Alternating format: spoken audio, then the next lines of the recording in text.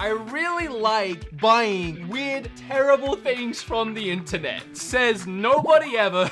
Other than me. I've made a lot of videos like this. Kim and I buy weird accessories for our Switches sometimes, and I buy third-party Nintendo Switch Joy-Cons and controllers sometimes, and this video is kind of a mesh of both, minus Kim. She is like 2 walls over, if it makes you feel any better. She's kind of here. I have bought and spent way too much money on weird and wacky Joy-Cons and Pro Controller type things.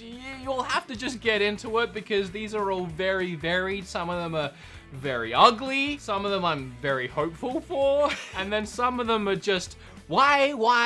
So if you're new around here, hi, hello, please subscribe. And if you're already subscribed, how you been? Good to see you again. You see what you get when you subscribe to my channel? You get a second greeting. Before we get started, you might be asking, how do I afford to buy stupid things like this? Well, with the help of sponsors like in today's video, ExpressVPN. If you've been watching me for a while, you know that I've been using ExpressVPN for a while, at least a couple years, especially when I was in Japan recently. When I was over there, I didn't want to miss out on my favorite shows on Netflix, Hulu, you name it. In fact, you can't even watch Hulu in countries outside of the USA. In fact, you might even be from somewhere else thinking, what the heck is Hulu? And this is how you'll find out. Download ExpressVPN, drop yourself in the US of A, download some Hulu, and start binge watching The Simpsons, Bob Burgers, or Chernobyl.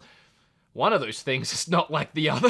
But of course, a good VPN isn't just for watching things outside of the country. It's also a security measure to protect your own privacy. When you're connected to an unencrypted internet network on your phone, computer, tablet, TV, you're sending out so much of your information just out there unprotected. A VPN, or a virtual private network, creates a security tunnel between your device and the internet. It has faster speeds because ExpressVPN invests in premium servers, 24/7 customer support. It is super stupidly easy to use. It is the top-rated VPN provider, and it doesn't store any of your information like some of those other VPNs might do. So if all this sounds good to you, and it really should, you can get 3 months of ExpressVPN for free by clicking my link in the description. Aren't I nice? I had nothing to do with it. This was all ExpressVPN, so thank them. I don't know where to start with all these controllers. I was gonna save these till last because holy moly, these are ugly. But I just realized that I tried testing them earlier and they didn't work because I had to charge them. So I'm really quickly gonna put these on charge now that I've remembered that. So far, probably my favorite third-party Joy-Cons I have found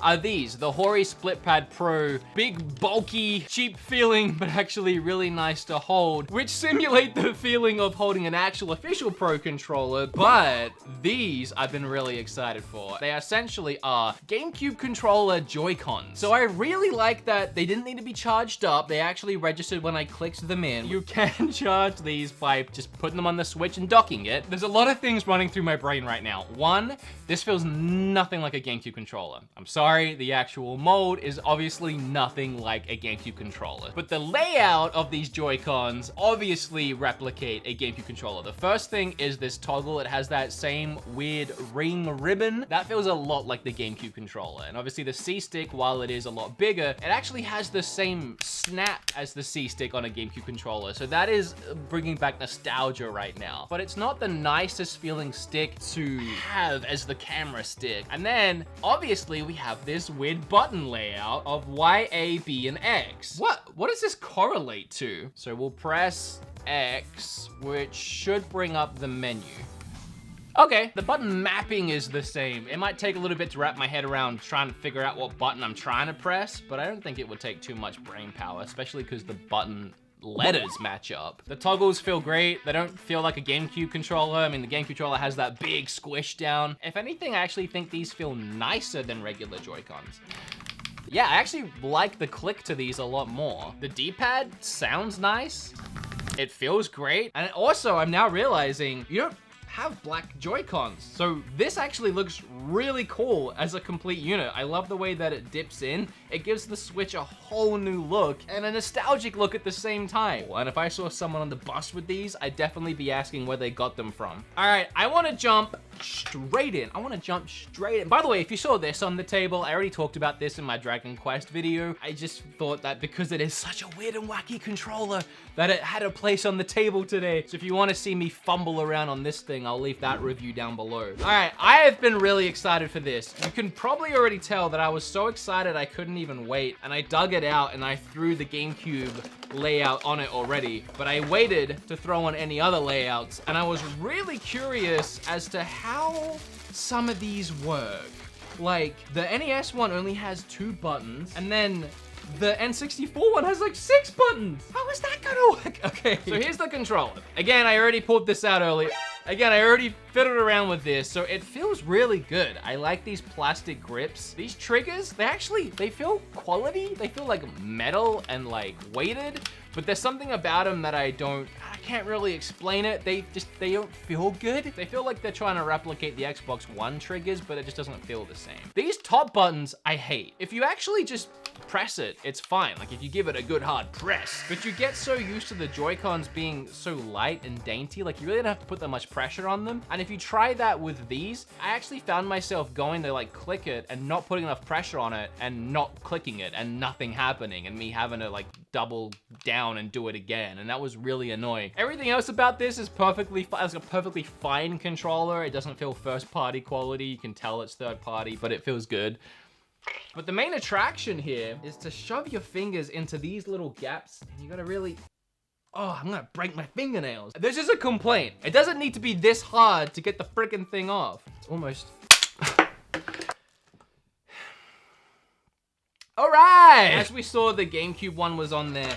We also have the NES layout, and then we have the N64 layout. So let's go ahead and throw on the NES one. I think it's probably the coolest one. Now, this is really clever. So each one of these have like a little pattern thing that presses into these connectors here, and that's how it knows which one you're using. Also, I completely forgot there was a wow, that is the coolest one. I lied. All right, we'll put this in. And there you go. Now you have a 2-button layout. Now they tell you what to use all these for. When I read it, it says it's for the Switch, but it also said to use this for the NES games, this for the GameCube games, and then this for the N64 games. That's what it says in there. Last time I looked, I don't think I'm gonna be actually needing either of these. So in this mode, you're not gonna be able to play most games, but it's gonna be perfect for playing Nintendo Online, because you only need the 2 buttons. It doesn't register the others anyway. What I'm curious about is what these individual C buttons do. So as soon as you put this in, it registers which type you're switching over to. I'm gonna press the top C stick. Nothing.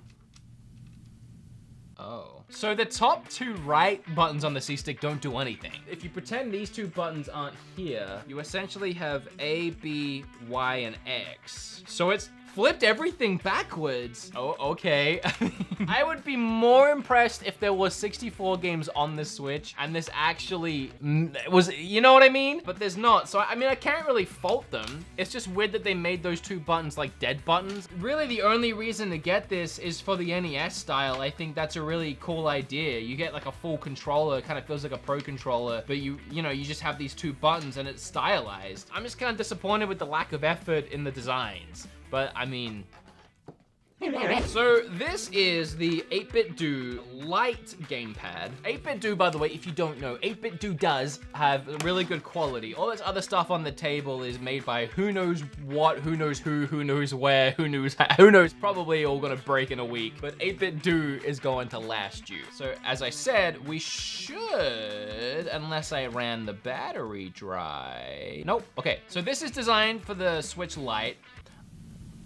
I don't really know why, because the Switch Lite doesn't have a kickstand, but if you don't want to use it on the Lite, it just works perfectly. Now, why it has 2 D-pads?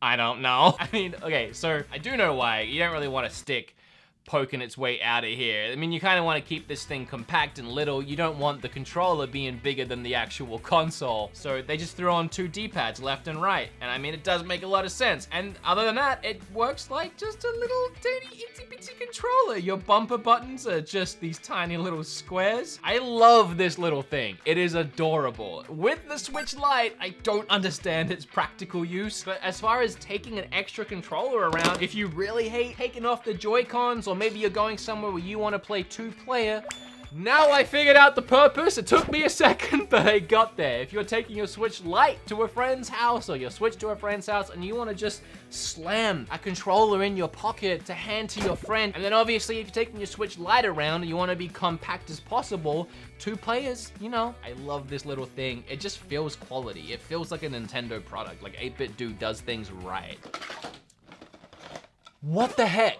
I kind of get maybe what they were going for. I mean, it kind of adds that level of comfort that the Split Pro Pad Pro, like it honestly does feel the same. And I mean, this part feels sturdy enough, but just wait, because it gets pretty bad. So you put it in like this, it kind of slots down and clicks in with a USB-C right in the bottom. At least it automatically connects. Like it's all just gonna work right away. This thing was off before. My biggest issue is the fact that of this.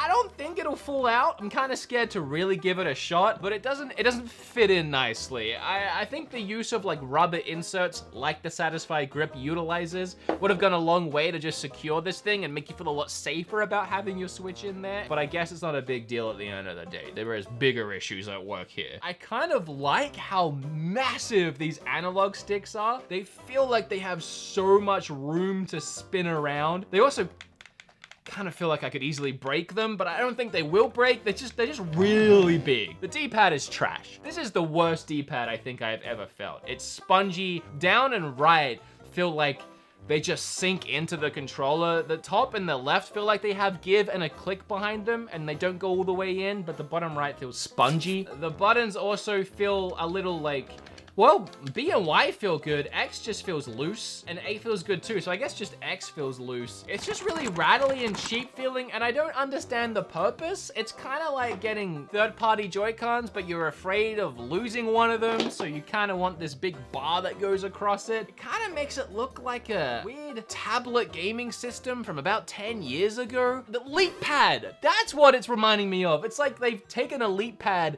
and they've sprayed it black to kind of make it look cool. I will say it's comfortable. There's something about this friggin' thing that can't be beat though. And I know what it is. It's more comfortable than this, and you get to use the actual Nintendo hardware. I do love all of this. I love all these different things, all their different looks, aesthetics. That's the thing I really like about the Switch and Nintendo. You get all these cool accessories you just don't get on other systems, which is what makes these videos so fun. I have been waiting so long to put these on my Switch. They are hideous. I don't understand. So usually with these third-party things, there's a reason, there's a purpose, there's a method, there's a something behind why they were made. But these, the purpose of these honestly seems like we want to make the ugliest, disgustingest, most uncomfortable designed Joy-Cons. Like, that seems like the purpose here.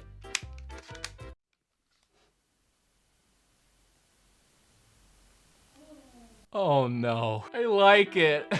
It actually looks really good. Am I crazy? It looks actually a lot more retro and nostalgic than I thought it would. It actually kind of reminds me of like the Atari, like really old Pong clone systems. Like nothing official, but just that era. Do you know what I'm trying to say? The neon colors too, I thought I hated it. I thought I hated this yellow and green, but again, it feels like something that would have come straight out the 80s, like a Tron look. I was really ready to trash. Oh, wow. These are horrible. These are sharp and disgusting. These also kind of, you kind of got to wrap your hand up to hit these in the right spot. Yeah, D-pad's not great. The buttons are squishy. The sticks are fine. I actually think these are just regular Joy-Con sticks. You know, I'm actually kind of annoyed that these buttons don't feel good. Oh, wow, I'm just realizing now that it's not actually doing anything. They don't automatically sync. I mean, I've been filming for like, you still on? Oh my gosh, connecting has like 7 steps. Okay, here we go. There we go. All right, that one wasn't too bad. So here's the thing with these ones, and another reason why I like these GameCube ones so much is some third-party controllers, when you click them in, the Switch will register them and sync them automatically. These fly completely solo. Again, you have to charge them separately. So even now that I've synced them, and they are technically synced up, and I could back out of here and do whatever I want over here, even once I click these in, the Switch won't acknowledge the fact they're clicked in. The Switch doesn't know they're clicked in. It thinks it's just using these third-party controllers that are acting like Joy-Cons. Yeah, no, I actually really like these. I don't even have anything else bad to say about them. I mean, they're cheap. I don't recommend getting them, but something about the way they look. I kind of feel like handing the other side to a friend and playing Pong on these, like an old school little handheld game system that you would get. All right, that's my video. I love doing these because I just get to sit here and have fun trying out some toys, essentially. I hope you guys learned something. I hope you had fun. If you did, smash that like button and subscribe. Thanks to the sponsor once again, ExpressVPN, for helping me fund this nonsense. Guys, that's all from me. Oh, there's something really important I needed to tell you.